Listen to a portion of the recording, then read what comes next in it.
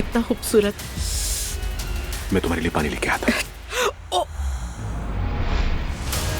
ज़ैनब, हमारा बच्चा। सलाम वालेकुम। अब्दुल्ला साहब के घर से आ रहे हैं। क्या उन्होंने माफ कर दिया तुम लोगों को?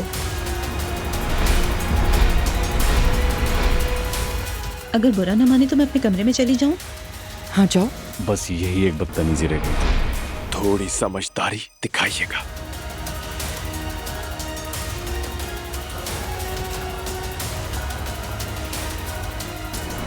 बिस्मिल्लाह, खैरियत है? हम लोग यहाँ वापस आ रहे हैं। इनका घर जब्त हो चुका। आदमी को इज्जत दे बीवी दिलाती है और जलील भी बीवी ही करती है।